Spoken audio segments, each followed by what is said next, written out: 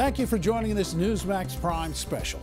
Today we're joined by David Horowitz. He's one of America's most influential conservative thinkers and a close friend of President Trump's most senior aides. David Horowitz's new book, Big Agenda, President Trump's Plan to Save America, became an instant #1 Amazon bestseller, and it is now a runaway New York Times bestseller. Mike Reagan says Big Agenda has become the Bible of the new Trump administration. Everyone is talking about it. And Big Agenda has been praised by leading conservatives like Rush Limbaugh, Lou Dobbs, Mike Reagan, and Ann Coulter. David, nice to have you back with us here on Newsmax. The media seems to be at war with President Trump. Let me show you some of the clips of what he says about the press. As I call it, the fake media in many cases. It's all fake news. It's phony stuff. It didn't happen. It's all fake news. It's all fake news. Of course, the president often tweets about fake news. And in your book, Big Agenda, you warned the press would be in an all-out war against the president. Why so? Well, we're actually in what I would call a civil war.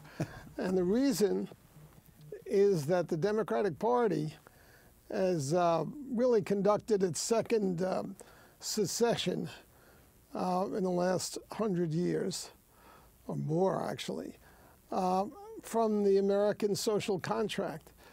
America is based on the principle of individual freedom and individual accountability, that we judge people regardless of their origins.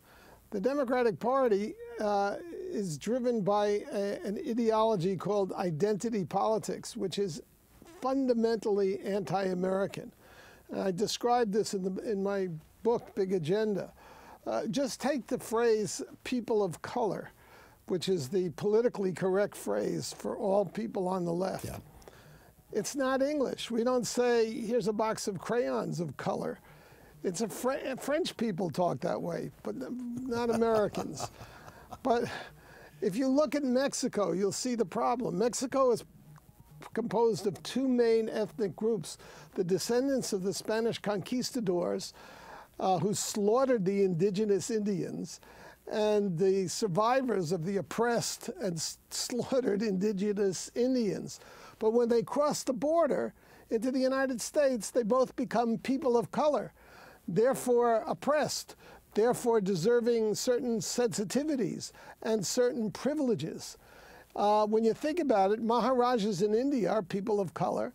Beheaders and crucifiers in Raqqa and Iraq, they're also people of color. And if you wondered why the Democrats are so soft on our Islamic enemies, it's because they're people of color. Everybody in the world is people of color except the oppressors, white people. That's what's wrong with the Democratic Party, and they are committed to it in a huge way. And that's why they're at total war with the Trump administration. A president normally gets a 7-month honeymoon, according to Gallup. The honeymoon is a sacred American political right. Yep. Because what it does is it says the campaigns are divisive and harsh things are said. But then once we have an election, we submit to the election. It's called the peaceful transition of power. Mm-hmm. We let the new president get in office. We let him assemble his team and confirm them. And we wait until he's begun his agendas before we return to the criticism. Trump didn't get 7 seconds. He didn't get confirmation hearings. He got a witch hunt. This is worse than anything Joseph McCarthy was ever accused of doing. I mean, all of McCarthy's so-called victims were actually communists and therefore members of an international conspiracy orchestrated from Moscow. Jeff Sessions is a decent, upstanding American and should not have been treated that way, nor should Betsy DeVos, whose only crime was to spend her life supporting inner-city kids and trying to find a way to get them into schools that would actually teach them. So we have this war situation. The Democrats have defined their opposition to the Trump administration as resistance. Resistance is what partisans do to Nazi occupations. It's not the proper role of an opposition party in a democracy. But that's what Trump is facing. And the media, of course, is in the pocket of the left. We only have about a minute left in this section, but David, when you think of the press, are there personalities or media outlets that are more hostile and more biased against the president? Name some names here for us. Come on. Well, look, Big Agenda is a New York Times bestseller. It's the first book out on the Trump presidency. It's not going to be reviewed in the New York Times. It's not going to be reviewed in the Washington Post. I'm not going to be invited on CNN, MSNBC, NBC, ABC. Stephanopoulos isn't going to call me in for my opinions on the Trump administration. That tells you everything you really need to know about how biased is too soft a word. They're at war with Trump.